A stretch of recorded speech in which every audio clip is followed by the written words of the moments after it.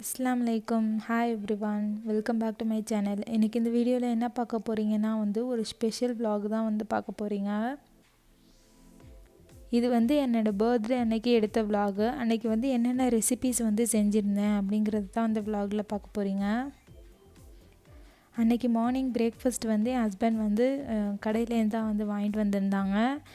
தோசை அந்த மாதிரி, அதுக்கப்புறம் பூரி வாங்கிட்டு வந்திருந்தாங்க. இது மலையாளி கடையில் வாங்கினதுனால தோசை கொஞ்சம் ரொம்ப நம்ம ஊர் தோசை மாதிரி ரொம்ப மெலிசாக இல்லாமல் கொஞ்சம் திக்காக தான் இருந்துச்சு.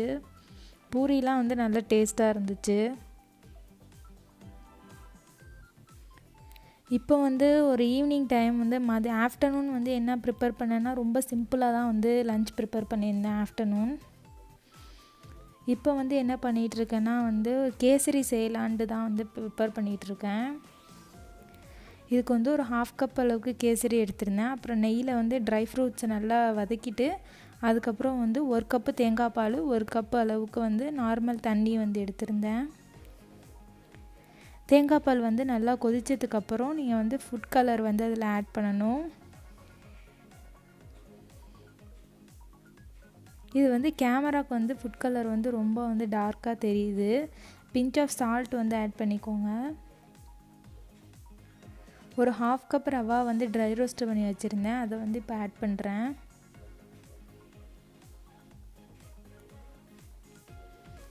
இது நல்லா குக்காக நல்லா கெட்டியாகி வந்துடும். இது ரொம்ப சிம்பிளான ரெசிபி தான். லாஸ்ட்டாக தான் நீங்கள் சுகர் ஆட் பண்ணணும். இது நல்லா திக்கானதுக்கப்புறம் இப்போ நான் சுகர் ஆட் பண்ணுறேன். ஒரு 1/2 கப் அளவுக்கு சுகர் ஆட் பண்ணியிருக்கேன். நீங்கள் உங்களோட டேஸ்ட்டுக்கு தகுந்தாப்பில் சுகர் ஆட் பண்ணிக்கோங்க. இது தேங்காய் பாலில் செய்கிறதுனால நல்ல டேஸ்ட்டாக இருக்கும். நீங்கள் கண்டிப்பாக ட்ரை பண்ணி பாருங்கள்.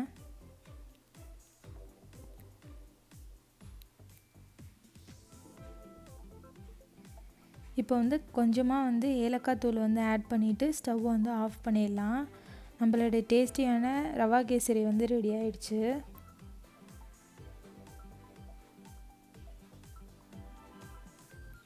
இப்போ என்ன பண்ணுறேன்னா நைட்டுக்கு டின்னருக்கு அன்றைக்கி என்ன செய்யலான்னா சிக்கன் டிக்கா மசாலா செய்யலான்னு பிளான் பண்ணியிருந்தேன். அப்புறம் நான் செய்யலான்னு தான் அன்றைக்கி பிளானு. இது ஒரு 1/2 kg அளவுக்கு சிக்கன் எடுத்திருக்கேன். அதில் ஒரு 4 டேபிள் ஸ்பூன் அளவுக்கு தயிர் ஆட் பண்ணுறேன். தேவையான அளவுக்கு உப்பு ஆட் பண்ணிக்கோங்க.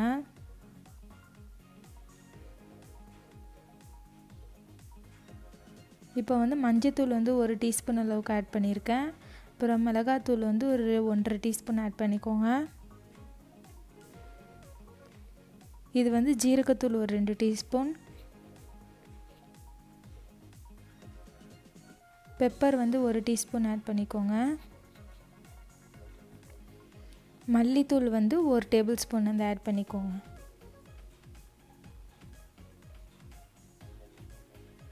இது கஸ்தூரி மெத்தி 1 டேபிள் ஸ்பூன் அளவுக்கு ஆட் பண்ணியிருக்கேன். இஞ்சி பூண்டு பேஸ்ட் ஒரு 2 டேபிள் ஸ்பூன் ஆட் பண்ணிக்கோங்க.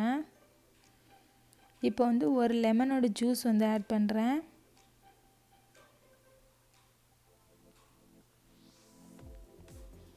இது எல்லாத்தையும் நல்லா மிக்ஸ் பண்ணிவிட்டு ஒரு 4 to 5 hours நம்ம மேரினேஷன் பண்ணி வைக்கணும். இதில் 1 டேபிள் ஸ்பூன் அளவுக்கு ஆயிலும் சேர்த்து ஆட் பண்ணி மேரினேட் பண்ணி வச்சுருங்க.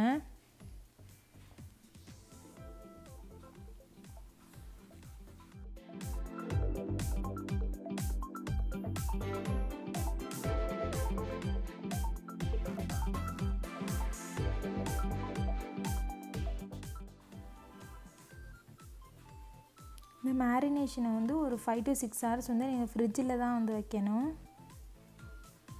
இப்போ நானுக்கு மாவு பிசைஞ்சு வச்சுக்கிறேன். நான் ஈஸ்ட் ஆட் பண்ணல, தயிர் யூஸ் பண்ணி தான் இந்த நான் செய்வேன். இது ரொம்ப நல்லா சாஃப்டாக டேஸ்ட்டாக இருக்கும். ஈஸ்ட் உங்கள்கிட்ட இல்லைன்னா நீங்கள் கண்டிப்பாக இதை ட்ரை பண்ணி பாருங்கள். தயிர் வச்சு செஞ்சாலும் நல்ல டேஸ்ட்டாக இருக்கும்.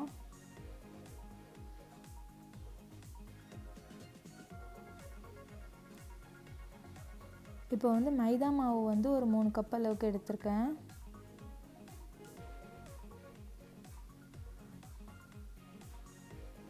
இப்போ வந்து 1 டீஸ்பூன் அளவுக்கு வந்து பேக்கிங் பவுடர் வந்து ஆட் பண்ணுறேன். ஒரு 1/2 டீஸ்பூன் வந்து பேக்கிங் சோடா ஆட் பண்ணிக்கோங்க. சுகர் வந்து 1 டேபிள் ஸ்பூன் ஆட் பண்ணிக்கோங்க.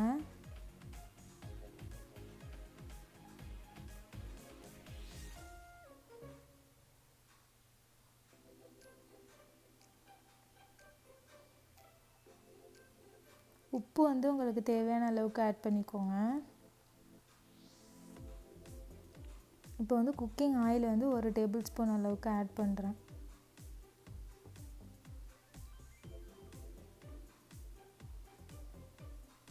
தயிர் வந்து ஒரு 1/2 கப் அளவுக்கு வந்து ஆட் பண்ணியிருக்கேன். இப்போ இது எல்லாத்தையும் வந்து நல்லா வந்து மிக்ஸ் பண்ணிக்கலாம்.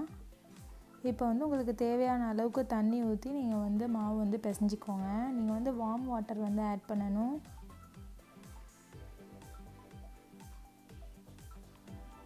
நம்மளோட நானோட இது வந்து ரெடி ஆகிடுச்சு. இதே வந்து ஒரு 4 to 5 hours வந்து நம்ம வந்து மேரினேட் பண்ணணும்.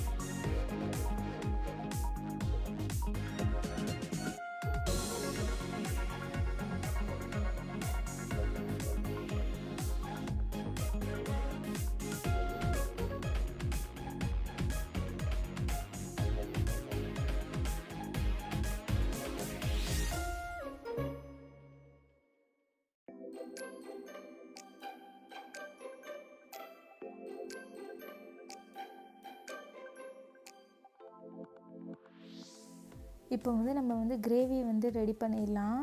இதுக்கு வந்து ஆயில் வந்து தேவையான அளவுக்கு வந்து ஆட் பண்ணிக்கோங்க. இதில் வந்து இப்போ நம்ம மேரினேட் பண்ண சிக்கனை வந்து ஆட் பண்ணுறோம். இதில் வந்து வேறு எதையுமே வந்து ஆட் பண்ணக்கூடாது. சிக்கன் வந்து ஃபுல்லாக குக் ஆகிற அளவுக்கு நம்ம வந்து ஃபுல்லாக அதை கிரேவி எல்லாத்தையும் ட்ரை பண்ணிடணும்.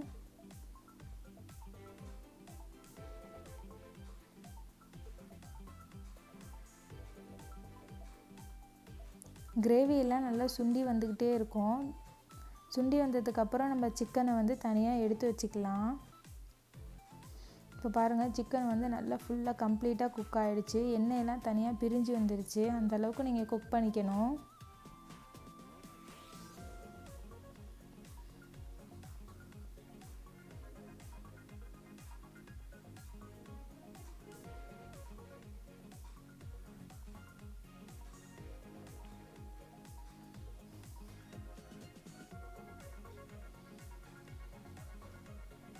இந்த சேம் ஆயிலே வந்து 1 டேபிள் ஸ்பூன் அளவுக்கு வந்து நெய் வந்து ஆட் பண்ணியிருக்கேன். அப்புறம் கொஞ்சமாக எண்ணெய் வந்து ஆட் பண்ணுறேன். எண்ணெயெல்லாம் வந்து நல்லா சூடானதுக்கப்புறம் ஹோல் கரம் மசாலா வந்து கொஞ்சமாக ஆட் பண்ணிக்கோங்க. அப்புறம் வந்து ஜீரகத்தூள் வந்து 1 டீஸ்பூன் அளவுக்கு ஆட் பண்ணுங்கள்.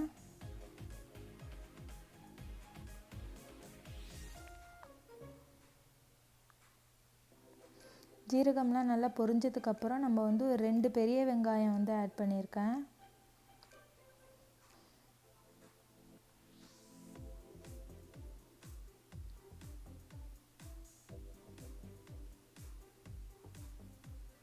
இப்போ வந்து தேவையான அளவுக்கு உப்பு வந்து ஆட் பண்ணிக்கோங்க. இப்போ வந்து வெங்காயம் வந்து நல்லா வதங்குற அளவுக்கு நம்ம குக் பண்ணிக்கலாம்.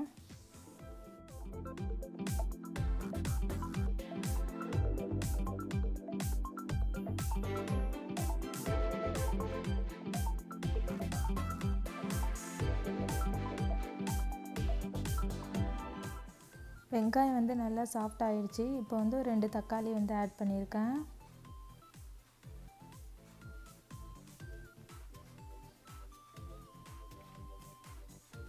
வெங்காயம் தக்காளியும் வந்து நல்லா சாஃப்டாகிற அளவுக்கு வதக்கிக்கணும்.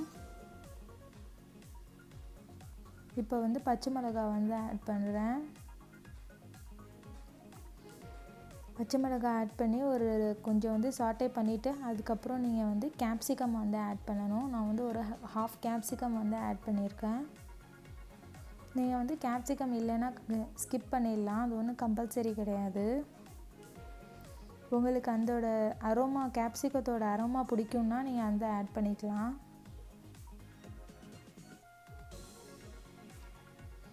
இப்போ வந்து ஒரு டீஸ்பூன் அளவுக்கு இஞ்சி பூண்டு வந்து ஆட் பண்ணுறேன். ஏன்னா நம்ம மேரினேட் பண்ணப்பே சிக்கனில் இஞ்சி பூண்டு ஆட் பண்ணதுனால இதுக்கு வந்து கிரேவிக்கு ஒரு டீஸ்பூன் இஞ்சி பூண்டு வந்து போதும்.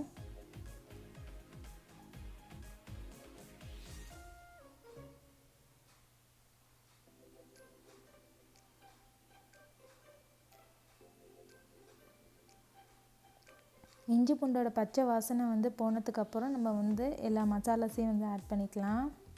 இப்போ வந்து மிளகாத்தூள் வந்து ஒரு டீஸ்பூன் வந்து ஆட் பண்ணுறேன். மஞ்சத்தூள் வந்து ஒரு ஹாஃப் டீஸ்பூன் ஆட் பண்ணிக்கோங்க. ஜீரகத்தூள் வந்து ஒரு டீஸ்பூன் ஆட் பண்ணிக்கோங்க. மல்லித்தூள் ஒரு டீஸ்பூன்.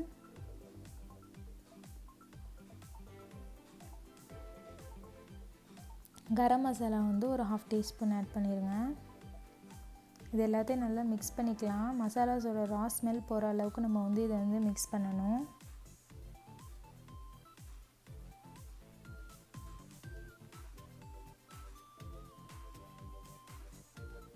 இப்போ வந்து டொமேட்டோ பேஸ்ட் வந்து ஒரு டேபிள் ஸ்பூன் அளவுக்கு ஆட் பண்ணுறேன். இது வந்து ஒரு நல்ல கலர் கொடுக்குங்கிறதுனால வந்து டொமேட்டோ பேஸ்ட் வந்து ஆட் பண்ணியிருந்தேன்.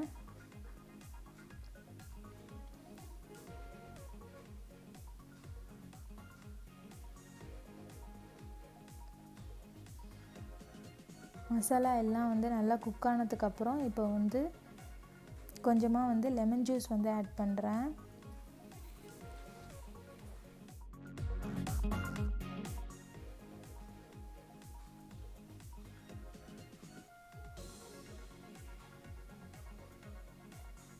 இப்போ வந்து நம்ம குக் பண்ணி வச்சுருக்க சிக்கனை வந்து எல்லாத்தையும் வந்து ஆட் பண்ணிக்கலாம்.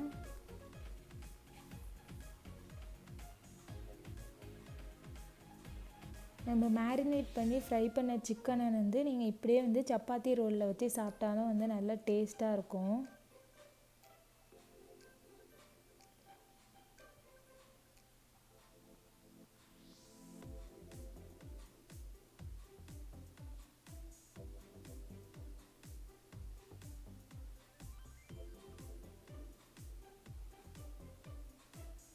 தேவையான அளவுக்கு தண்ணியை ஊற்றி இதை வந்து ஒரு 5 to 10 minutes வந்து நம்ம குக் பண்ண போகிறோம்.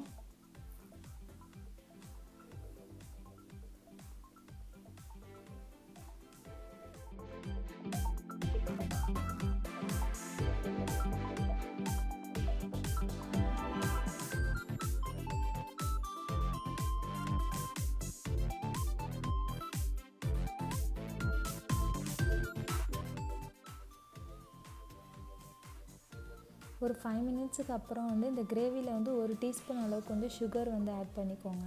இது எதுக்காக வந்து சுகர் ஆட் பண்ணுறேன்னா, நம்ம தக்காளிலாம் வந்து ஆட் பண்ணால் அந்த புளிப்பை வந்து சுகர் வந்து எடுத்துரும். இப்போ வந்து ஃப்ரெஷ் க்ரீம் வந்து ஒரு 2 டேபிள் ஸ்பூன் அளவுக்கு ஆட் பண்ணிக்கோங்க. இது வந்து ஒரு 5 மினிட்ஸ் வந்து குக் ஆனதுக்கப்புறம் லாஸ்ட்டாக நம்ம வந்து கார்னிஷிங்காக கஸ்தூரி மேத்தி வந்து ஆட் பண்ணி நம்ம ஸ்டவ் ஆஃப் பண்ணிட வேண்டியது தான். நல்லா டேஸ்டியான சிக்கன் டிக்கா மசாலா வந்து ரெடி ஆகிடுச்சு. கண்டிப்பாக இந்த ரெசிபியை வந்து ட்ரை பண்ணி பாருங்கள். கொஞ்சம் வேலை அதிகமாக இருக்கிற மாதிரி தான் இருக்கும், ஆனால் ரெசிபி வந்து ரொம்பவே வந்து டேஸ்ட்டாக இருக்கும். டிக்கா மசாலாவுக்கு வந்து மெயினே வந்து இந்த ஸ்மோக்கி ஃப்ளேவர் தான். அதனால் வந்து ஒரு சார்கோலில் வந்து கொஞ்சமாக வந்து நெய் ஆட் பண்ணி நம்ம வந்து எந்த ஒரு ஏரும் வந்து வெளியில் போகாமல் வந்து மூடி வச்சிடணும்.